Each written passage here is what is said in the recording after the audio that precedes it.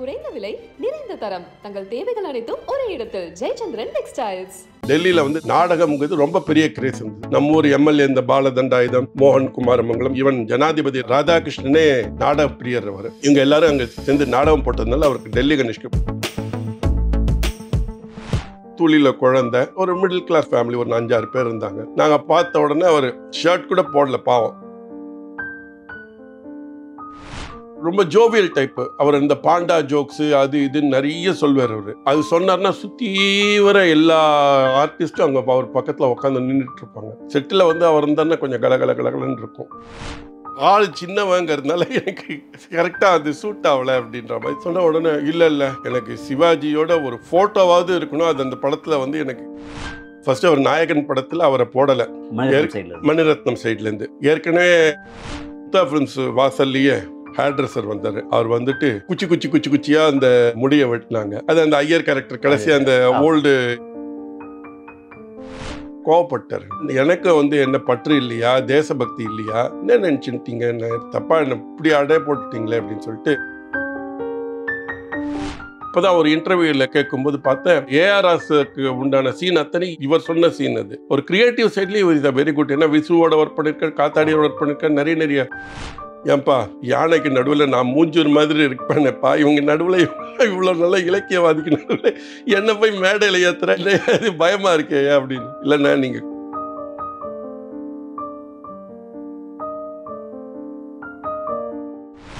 வணக்கம் முக்தா ரவி சார். வணக்கம் சார். காலஞ்சென்ற டெல்லி கணேஷ் வந்து முக்தா ஃபிலிம்ஸ் நிறைய படங்கள் நடிச்சிருக்காரு. அவருடனான உங்க அனுபவங்களை பற்றி சொல்லுங்க. பட்டின பிரவேசம்ல இன்ட்ரடியூஸ் ஆனார் சார். அதுக்கப்புறம் சின்ன படங்கள் நடிச்சிருந்தார். பசின்னு ஒரு படத்தில் தான் நல்ல ஒரு கேரக்டர் பண்ணார். அது கொஞ்சம் பிரபலமாக போச்சு. எங்களுக்கு வந்து டெல்லி சாரின்னு சொல்லிட்டு ஒரு நண்பர். அவர் சுந்தரம் ஒரு 5-6 பேர் வந்து என்ன பண்ணுவாங்க, அங்கே டெல்லியில் வந்து தமிழ்ச்சங்கம் நடத்திட்டு இருந்தாங்க. அங்கே ஒரு குரூப்பு, அவங்க நாடகம் போடுற குரூப்பு, பூர்ணம் விஸ்வநாதன், கடுகுன்னு ஒருத்தர், அவர் வந்து ரைட்டரு. ஒரு 5-6 பேர் அந்த ஒரு குரூப் வந்து நாடகம் போடுவாங்க. அங்கே டெல்லியில் வந்து நாடகம்ங்கிறது ரொம்ப பெரிய கிரேஸ் இருந்தது. நம்ம ஊர் எம்எல்ஏ இந்த பாலதண்டாயுதம், மோகன் குமாரமங்கலம், இவங்க எல்லாருமே அங்கே போய் நாடகம் பார்ப்பாங்க. ஈவன் ஜனாதிபதி ராதாகிருஷ்ணனே நாடக பிரியர். அவர் இவங்க எல்லாரும் அங்கே சேர்ந்து நாடகம் போட்டதுனால அவருக்கு டெல்லி கணேஷ்க்கு பழக்கம். ஸோ அவர் என்ன சொன்னார், நான் டெல்லி கணேஷை பார்க்க போகிறேன்ன உடனே பெரியப்பாக்கு ஸ்ட்ரைக் ஆகுது இந்த போலீஸ்காரர் ரோல் பொல்லாதவன் படத்தில். ஸோ இவர் பண்ணட்டோன்னு சொல்லிட்டு நீ கூட போடா, நீ அவர் போயிட்டு பேசிட்டு வாடா அப்படின்னு. நானும் சாரியும் டிரைவர் இல்லை, 9 மணிக்கு ராத்திரி நான் தான் கார் எடுத்துட்டு ஓட்டினேன். மந்தவழி பக்கத்தில் நடுத்தருங்கிற ஒரு தெருவில் அவர் இருந்தார். அப்போ சாதாரண குடும்பம். இவர் ஏதோ ஃபுட் கார்பரேஷன் ஆஃப் இந்தியாவில் வேலை பார்த்துட்டு ஒய்ஃப் ஏதோ வேலை பார்த்துருப்பாங்க போல இருக்கு. அங்கே போயிட்டு பொண்ணோ தூளியில் குழந்தை, ஒரு மிடில் கிளாஸ் ஃபேமிலி, ஒரு 5-6 பேர் இருந்தாங்க. நாங்கள் பார்த்த உடனே அவர் ஷர்ட் கூட போடல, பாவம். அப்படிதான் சாப்பிட்டு எழுந்து உக்காந்துன்னு இருந்தார். இந்த மாதிரி சாரியை பார்த்தோன்னே வா சாரி என்னையா அப்படின்னு. இவர் முக்தா சீனிவாசனோட பையன், முக்தா ஃபிலிம்ஸு உன்னை புக் பண்ணத்துக்கு வந்திருக்கான்னு அவருக்கு கொஞ்சம் இதாக வருது.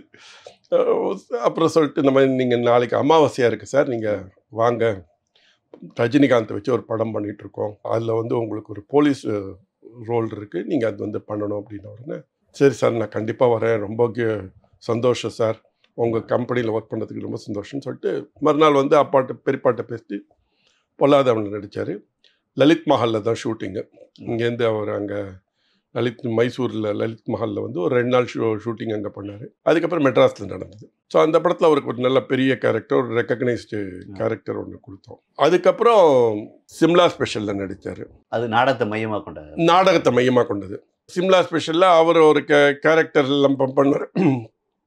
இந்த இதில் ட்ராமாவில் நடிக்கிற ரோலெல்லாம் பண்ணிட்டு இருந்தார். ஒரு 5-6 சீன் அவருக்கு நிறைய. ஃபஸ்ட்டு டைம் கமலஹாசனோட தான் மொதல் படம் அவரோட காம்பினேஷன். இது ரஜினிகாந்துக்கும் அவர் ஃபஸ்ட்டு படம். பட் அதுக்கு முன்னாடி வேறு ஏதோ தாய் மீது சத்தியமில், ஆனால் அது காம்பினேஷன் இல்லை போல இருக்கு. காம்பினேஷன் வந்து பொல்லாதவன். அதே மாதிரி இங்கே சிம்லா ஸ்பெஷலில் கமலஹாசனோட அவர் நடித்தார்.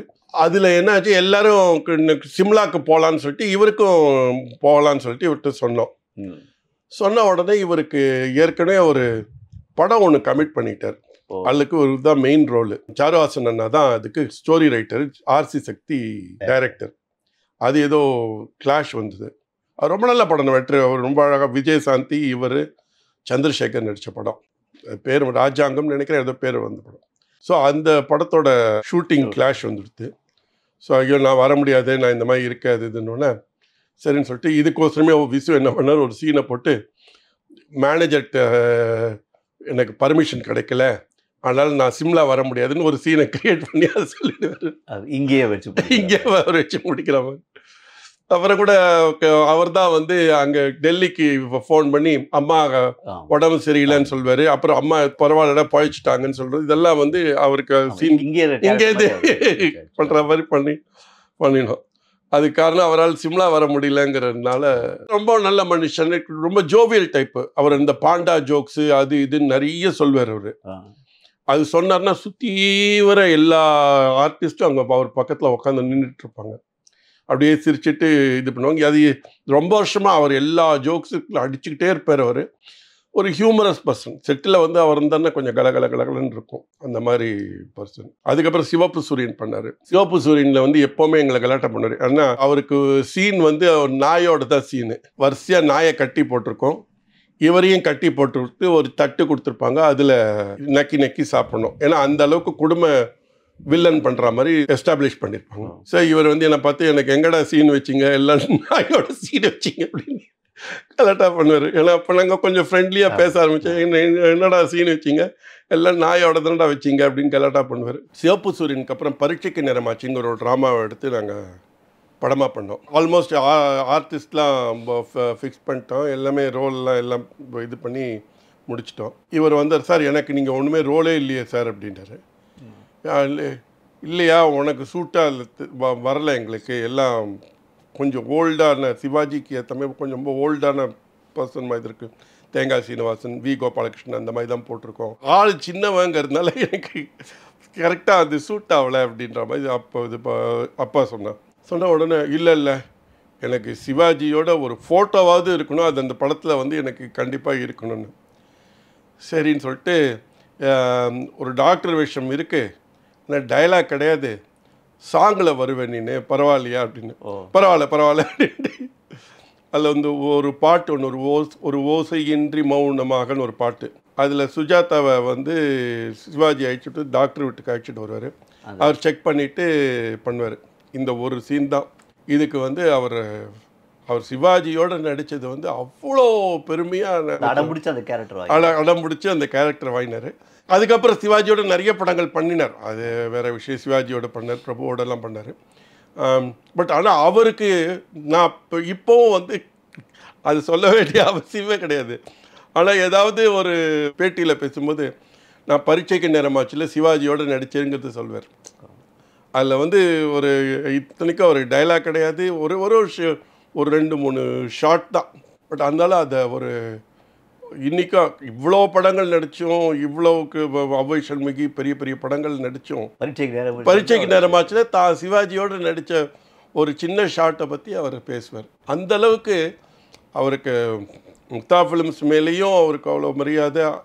நாங்கள் சிவாஜியை வச்சு அவர் நம்ம கேட்டுட்டோங்கிறதுனால எங்களுக்கே கஷ்டமாக போச்சு, என்னடா அது ஒரு 2 ஷாட்டில் போய் இவரை வச்சு நடிக்க பண்ணிட்டோமேன்னு. பட் ஆனால் அது அவர் ஒரு பெரிய அவார்டு வந்த மாதிரி நினச்சிட்டு அது ஃபீல் பண்ணார். அதெல்லாம் வந்து சும்மா ஒரு மறக்க முடியாத சம்பவம். ரெண்டாவது ரொம்ப மகிழ்ச்சி தந்த சம்பவங்கள். அது நிறைய படங்கள் இருந்தாலும் நாயகன் வந்து அவருக்கு பெரிய ஒரு பூஸ்ட். ஆமாம், அந்த ஐயர் கேரக்டர், அந்த கேரக்டர்ல அவர் எப்படி வந்தார்? ஃபர்ஸ்ட் அவர் நாயகன் படத்தில் அவரை போடலை. அவங்க சொன்னது வந்து நம்ம அனந்த் நாக், ஓம்பூரி, நசருதீன் ஷா, கிரீஷ் கர்னாட் தான் கொடுத்தாங்க, இவங்க தான் போடணும் அப்படின்னு. மணிரத்னம் சைட்லேருந்து ஏற்கனவே இந்த தாத்தா கேரக்டர் வந்து வாசுதேவ ராவ்னு சொல்லிட்டு சோமனத்துடின்னு ஒரு படம் ஒன்று, ஃபிலிம் ஃபெஸ்டிவல் படம், அது ஆர்ட் ஃபிலிம். இது அதில் நடித்தவர் தான் அந்த தாத்தா கேரக்டர் பண்ணார். அது தவிர கோகா கபூர் அது இது நிறைய ஹிந்தி ஆர்டிஸ்ட் வேறு.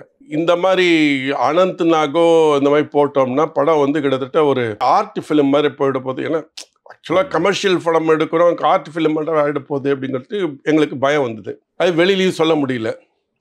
இவங்க வந்து டினு ஆனந்த் கேட்டாங்க. சரி, டினு ஆனந்த் கேட்டால் எனக்கு வந்து நான் இந்த கேரக்டருக்கு எனக்கு இப்போ அவ்வளோ பணம் கொடுக்க முடியாது, நான் டெல்லி கணேஷை போடுறோம் அப்படின்னு சொல்லிட்டு டெல்லி கணேஷை கொண்டு வந்தோம். அவர் நன்னா பண்ணுவார், ரொம்ப நன்னா பண்ணுவார், அவருக்கு ஹிந்தி நல்லா தெரியும், நீங்கள் சொல்கிற கேரக்டருக்கு அவர் ரொம்ப பொருந்துவார் சொல்லிட்டு சொன்னோம். அதுக்கேற்ற மாதிரி தான் அவர் டெல்லி கணேஷ் அந்த நாயகன் படத்தில் வந்தார், நிறைய சீன் பண்ணார். திடீர்னு ஒரு நாள் வந்து சுபாஷ்னு டைரக்டர் இருக்கார் இல்லையா, அவர் வந்து அவர் பேர் சுரேஷ், அவர் டைரக்டர் கிருஷ்ணன் பஞ்சுல கிருஷ்ணனோட பையன். அவர் வந்து எங்களுக்கு ரொம்ப வருஷமாக பழக்கம். அவர் வந்து டெல்லி கணேஷ் வந்து முடி கட் பண்ணோம் அப்படின்னு சொல்கிறாங்க. ஏன் அவர்கிட்ட பேசிட்டீங்களேயா என்ன ஏது அப்படின்னு. திடீர்னு ஏன்னா அவருக்கு என்ன கமிட்மெண்ட்டில் வேறு ஏதாவது படத்தில் இதே ஹேர் வச்சுருந்தாலும் திடீர்னு பண்ண முடியாது. ஏற்கனவே ரகுவரன் அதனால தான் ஆச்சு. ரகுவரன் போலீஸ் ஆஃபீஸர்னா அவருக்கு இதெல்லாம் கட் பண்ணணும் அப்படின்ட்டாங்க. முதல்ல அந்த கேரக்டர் ரகுவரன் தான் பண்ணாரு. இல்லை இதில் நாசர் கேரக்டர். ஆமாம், அவருக்கு ஹேர் கட்லாம் பண்ணணும், நிறைய இதெல்லாம் சொன்னார். நான் முடியாது போயிட்டார் அவர். இன்னைக்கு ஏற்கனவே நிறைய படத்தில் ஹீரோவாக பண்ணிட்டு இருக்கேன், இப்போ வந்து நான் இதெல்லாம் ஹேர் கட் பண்ணலாம் எல்லாம் பாதிக்கும், நான் வர முடியாதுன்ட்டு போனார். அதுக்கப்புறம் தான் நாசர் வந்தார். அதே மாதிரி இதுலேயும் அந்த பிரச்சனை கொண்டு வந்தாங்கன்னொடனே டெல்லி கணேஷ்ட பேசிப்பா அது இதுன்னு டெல்லி கணேஷ் அதெல்லாம் ஒன்றும் ப்ராப்ளம் இல்லை சார், எப்படி அவங்களுக்கு வேணுமோ பண்ணிக்கலாம் அப்படின்னு.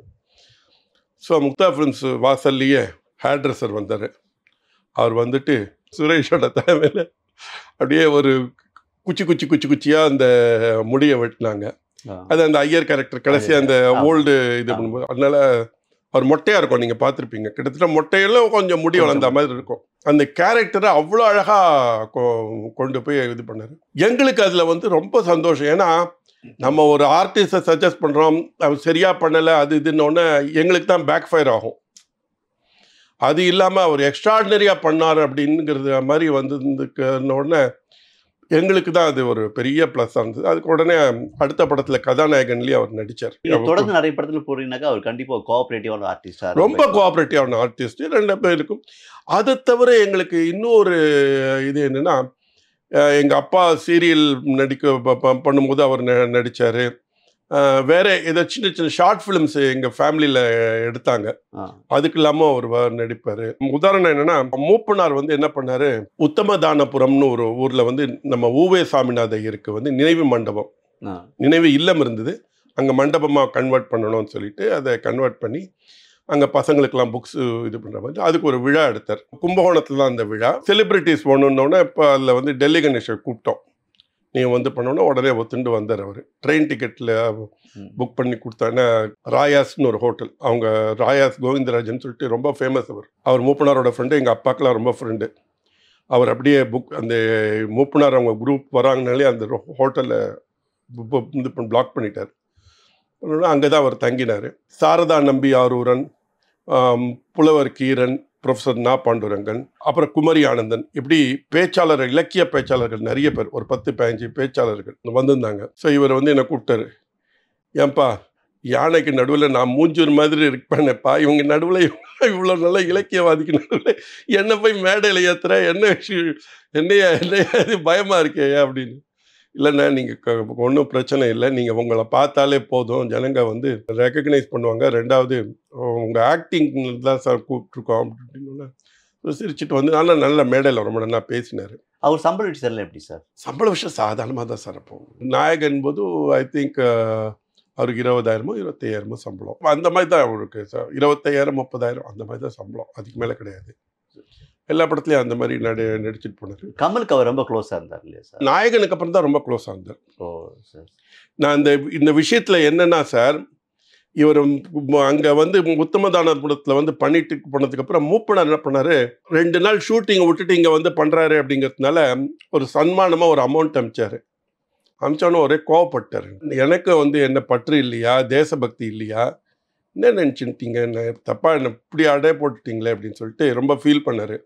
நான் பணம் எடுத்துக்க மாட்டேன், நீங்கள் அவர்கிட்ட திருப்பி கொடுங்கன்னு. அப்புறம் மூப்பனார்கிட்ட போய் கொடுத்தேன். மூப்பனார் வந்து சிரிச்சுட்டு சரி வேறு இதில் பார்த்துக்கலாம் அப்படின்னு சொல்லிட்டு, அப்புறம் இன்னும் டெல்லி கணேஷ் பணம் வேணான்ட்டீங்க போல இருக்குது, பரிசாக கொடுத்தது நீங்கள் வேண்டான்னு சொல்லிட்டீங்க போல இருக்குது அப்படின்னு சொல்லிட்டு கலாட்டா பண்ணிட்டு போயிட்டார். எதுக்கு சொல்கிறேன்னா, அவருக்குன்னு சில சுயமரியாதைகள் இருக்கிறதோட சில சேவை மனப்பான்கை, சில இப்போ தமாகால இருந்தார், தமாக மீட்டிங்க்கெல்லாம் வருவார் அவர். ஓ, யார் இவர்? கட்சி? ஆமாம், கட்சியில் மூப்பனாரோட கொஞ்சம் வருவார். பட் ரொம்ப தெரியாது, யாருக்குமே அவருக்கு தெரியாது. பெரிய லெவலான அரசியல் அவர் பெருசாக வரல. பட் ஆனால் சின்ன சின்ன இதுக்கெல்லாம் விழாக்களுக்கெல்லாம் வருவார் அவர். கூப்பிட்டா வருவார் அவர். அந்த மாதிரி பண்ணார். அதுக்கப்புறம் பிஜேபியில் இருந்தார். பிஜேபியில் கொஞ்சம் இருந்தார். ஆனால் தான் மோடி கூட அவருக்கு இரங்கல் செய்தி கொடுத்தார். தேசத்து மேலேயும் இப்போ அவருக்கு இது உண்டு. ஆஸ் நான் ஏர்ஃபோர்ஸ் ஆஃபீஸர் நேச்சுரலாக அவங்களுக்கு அந்த இதுவும் இருக்கும், இந்த மாதிரி இருக்கும். பட் ரொம்ப பிரபலப்படுத்திக்க மாட்டார். அவர் செய்கிற காரியம் எதுக்குமே பிரபலப்படுத்திக்க மாட்டார். நிறைய செஞ்சுருக்கார். இந்த நாயகன் படத்தில் அந்த ஐயர் கேரக்டர் தனக்கு எவ்வளோ முக்கியமானதுன்ற பற்றி எப்போ சொல்லியிருக்காரு உங்ககிட்ட? எங்ககிட்ட தேங்க் பண்ணார். ஏன்னா இது வந்து இந்த எங்ககிட்ட சொன்னதுக்கு வந்து இந்த கேரக்டர் எனக்கு முக்தா ஃபிலிம்ஸில் எனக்கு வந்திருக்கு அப்படின்ட்டு எங்களை புக் பண்ணதுக்கு தான் தேங்க் பண்ண முடியுமே தவிர, இந்த கேரக்டர் உருவாக்கினது மணிரத்னம் அவங்க தானே. So the credit goes to Mani Ratnam. இவர் நிறைய சஜஷன்ஸ் சொல்லியிருக்காரு. இப்போ தான் ஒரு இன்டர்வியூவில் கேட்கும்போது பார்த்தேன், அந்த ஏஆர்எஸ்க்கு உண்டான சீன் அத்தனை இவர் சொன்ன சீன் அது அப்படின்னு சொல்லியிருக்காரு. ஒரு கிரியேட்டிவ் சைட்லேயும் இவர் இதை வெரி குட். ஏன்னா விசுவோட ஒர்க் பண்ணியிருக்காரு, காத்தாடியோட ஒர்க் பண்ணியிருக்காரு, நிறைய கதாசிரியரோடெல்லாம் ஒர்க் பண்ணியிருக்காரு, நாடகம் போட்டிருக்காரு. அதனால் கற்பனா சக்தி அந்த இதெல்லாமே அவருக்கு இருந்தது. அவருக்கு மணிரத்னம் இந்த சீனை சொல்லியிருக்காரு. மணிரத்னம் வந்து அதை ஏஆர்எஸ் கிட்ட வச்சுட்டாருன்னு அவரே சொல்லியிருக்காரு. மகளுக்காக பண்ணுற இவருக்கு தான் இவர் சொன்ன சீன் தான் அப்படின்னு இவர் சொல்லியிருக்காரு. நிச்சயமா இருக்கும் அது. அதுக்கப்புறம் நிறைய படங்கள், மைக்கேல் மதன காமராஜன் ஆகட்டும், அவ்வை சண்முகி ஆகட்டும், அதுக்கு முன்னாடி நம்ம அபூர்வ சகோதரர்கள் ஆகட்டும், நிறைய படங்கள் பண்ணியிருக்காரு. நீங்கள் பசி பார்த்தீங்கனாலே அவர் ரொம்ப நல்லா ஆக்ட் பண்ணியிருப்பார். ஒரு ரிக்ஷாக்காரனாக வருவார். அந்த படத்தை பார்த்துட்டு தான் சரி இவருக்கு இவ்வளோ பிரமாதமாக நடிக்கிறாரு, நம்ம மிஸ் பண்ணிட்டோமே அப்படின்னு சொல்லிட்டு நாங்கள் ஃபீல் பண்ணி அவரை புக் பண்ணோம். அவரை பொறுத்தவரையில் வெரி குட் ஆர்டிஸ்ட். பட் ரொம்ப சைலண்ட்டாக இருந்துட்டார். முதல்ல ஆரம்ப காலத்தில் ரொம்ப சைலண்ட்டாக இருந்துட்டார். அதுக்கப்புறம் தான் அவரோட இது தெரிஞ்சது. அது தவிர டப்பிங் நிறைய கொடுத்துருக்காரு, டப்பிங் பேசியிருக்காரு. நிறைய படங்கள் விஜயகாந்துக்கு பேசியிருக்காரு, கமலஹாசன் டப்பிங் விஜயகாந்துக்கு பேசியிருக்காரு ஏதோ ஒரு படத்துக்கு. அதே மாதிரி நம்ம கமலஹாசனுக்கு பேசியிருக்காரு ஏதோ டப்பிங் படத்துக்கு. மோகனுக்கு பேசியிருக்காரு. இந்த மாதிரி நிறைய படங்கள் டப்பிங் பேசியிருக்காரு. எல்லா விதத்துலையுமே அவருக்கு சங்கீதமும் ஓரளவு தெரியும். அவருக்கு சங்கீத ஞானமும் உண்டு. எல்லா விதத்துலையுமே அவர் கொஞ்சம் பரிச்சயமாகவும் நிறைவான வாழ்க்கையோட தான் இருந்தார். அவர் நாடகங்களில் அவருக்கு ரொம்ப ஃபேமஸ். அவர் போட்ட நாடகங்கள் வந்து எல்லாமே நல்லா இருந்தது. பட்டின பிரவேசம் ஆகட்டும், டௌரி கல்யாணம் ஆகட்டும், அதுக்கு நடுவில் 2-3 நாடகம் பேர் மறந்து போச்சு எனக்கு. எல்லாமே நல்ல ஃபேமஸாக போன நாடகம் தான். நிறைவான வாழ்க்கையை வாழ்ந்துட்டார். அது தவிர எங்களுக்கு என் ஃபேமிலியில் எப்போத்தாலும் வந்து விசாரிப்பார், பேசுவார். பின்னாடி தான் இருந்தார். முதல்ல எங்கள் வீட்டுக்கு பின்னாடி தான் வருவார். எங்கள் அப்பாவை அடிக்கடி சந்திக்க வருவார், பேசுவார். மறைவு வந்து எங்களுக்கு கொஞ்சம் கஷ்டமாக இருந்தது. ஏன்னா ரொம்ப வருஷமாக பழகினார். அது அதனால் கொஞ்சம் கஷ்டமாக இருந்தது. மிக்க நன்றி சார். தேங்க்யூ.